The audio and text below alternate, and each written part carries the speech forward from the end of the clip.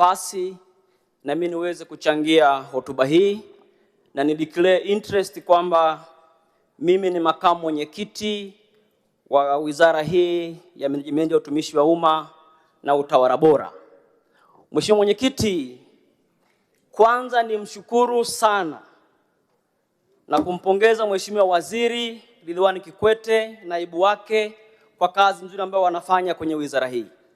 Lakini la pili ni wapongeze makatibu wakuu na manaibu na wakuu wa taasisi mbalimbali chini ya wizara hii. Mheshimiwa Mwenyekiti, nataka nianze kuchangia eneo muhimu sana, hasa eneo la utawala bora. Na ukisoma taarifa ya Mheshimiwa Waziri, na mimi kwa sababu nafanya kazi kwenye kamati hii pia, kwenye taarifa ya Mheshimiwa Waziri imeeleza mambo mengi ya msingi kuhusu utawala bora.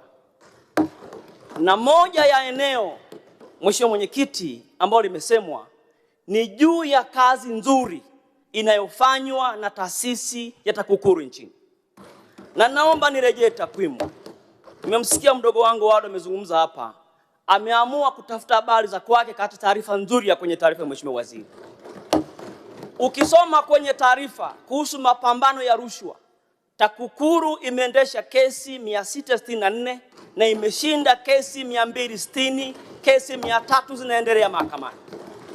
Na kwenye kesi hizo TAKUKURU wameokoa zaidi ya bilioni 102. Lakini kwenye taarifa ya Mheshimiwa Waziri pia TAKUKURU wamepitia miradi mbalimbali ya majimboni kwetu, Mheshimiwa wabunge, miradi 885. Katika miradi hiyo, miradi 13 imebainika kuwa na kasoro na TAKUKURU imeokoa zaidi ya trilioni 1.3 kwa ajili ya fedha ya serikali ya walipa kodi wa nchi. Kama hilo halitoshi, Mheshimiwa Mwenyekiti, taarifa imesema, uko msemo unasema, usipoziba ufa utajenga ukuta. Lakini pia kuna msemo unasema, samaki mkunje angali mbichi. TAKUKURU wamefanya kazi kubwa sana ya kuunda klabu za rushwa za shule ya msingi na sekondari zaidi ya 4,000 nchi nzima ya Tanzania, ili kuelimisha Watanzania wachukie rushwa nchini. Nataka nitumie nafasi hii, kama kuna jambo Mheshimiwa Rais amelifanya kwa weledi mkubwa, ni kuwezesha TAKUKURU iweze kufanya kazi yake vizuri. Na ili uone dhamira hiyo, sisi kwenye kamati pia tulipitia miradi mbalimbali. Ukiona miradi ya TAKUKURU inavyojengwa kwa viwango vya mfano, utaamini kwamba TAKUKURU ni chombo ambacho kinaisaidia sana nchi hii.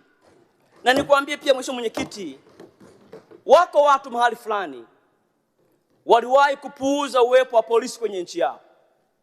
Nataka nikwambie, polisi wasipofanya kazi yao ndio utajua umuhimu wa polisi.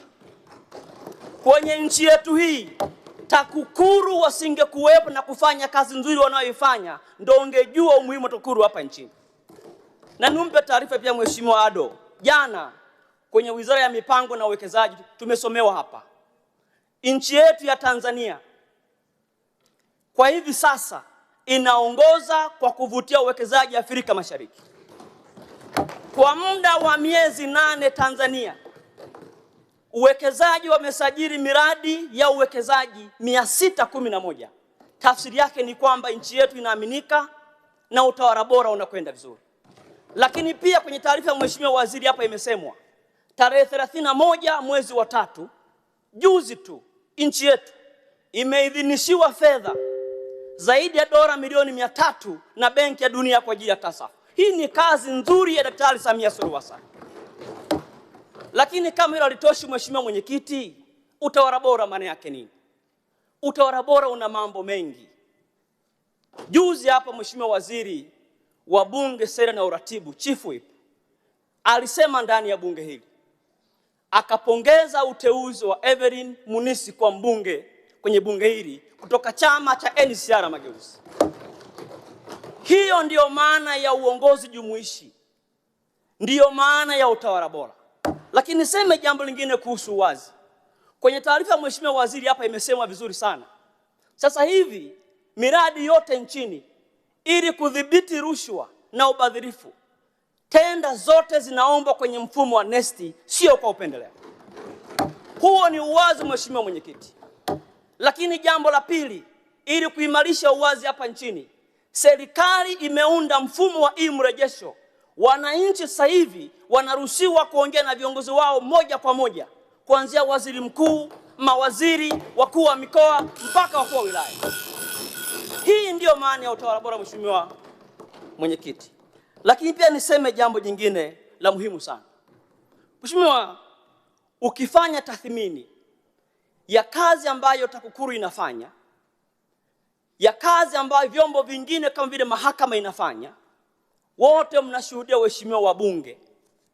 Huu ni mfano muhimu na utoa sasa.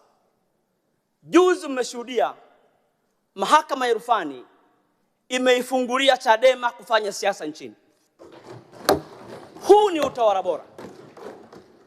Kama hilo halitoshi, Mheshimiwa Mwenyekiti, Mama Samia amesema ndani ya bunge hili kwamba anataka kurejesha tabasamu kwa Watanzania, na amekuja na 4R. Na mimi nikiwa mbunge wa awamu ya pili humu ndani nafahamu katika jambo Mheshimiwa Rais amekusudia kulifanya ni kuimarisha mfumo wa haki jinai ambao Mheshimiwa Ado anauzungumzia ndani ya bunge. Na ukisoma kwenye taarifa, mfumo wa haki jinai ambao utakuja kuleta mabadiliko ya sheria mbalimbali zitakuja ndani ya bunge ili kuboresha utawala wa haki jinai na kutenda haki mbalimbali kwa wananchi wetu.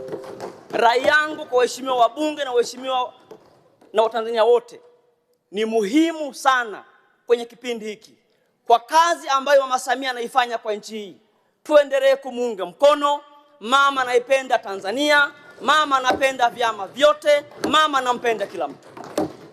Tukimuunga mkono kwenye ndoto alionayo, nina uhakika nchi hii tutazidi kwenda mbele vizuri sana. Na ndio maana kwenye taarifa ya Mheshimiwa Waziri hapa, na mwenyekiti pia utakuwa shahidi, kwa muda huu wa miaka 5 ya Mama Samia Suluhu Hassan, hata manunguniko ya watumishi maeneo mbalimbali yamepungua sana, Mheshimiwa Mwenyekiti. Madaraja yamepandishwa, mishahara imepandishwa. Tumeona kwenye mpango hapa wa watumishi house, nyumba za watumishi pia zinajengwa kwenye wilaya, kwenye halmashauri, kwenye mikoa, kupeleka tabasamu kwa watumishi na Watanzania kwa ujumla.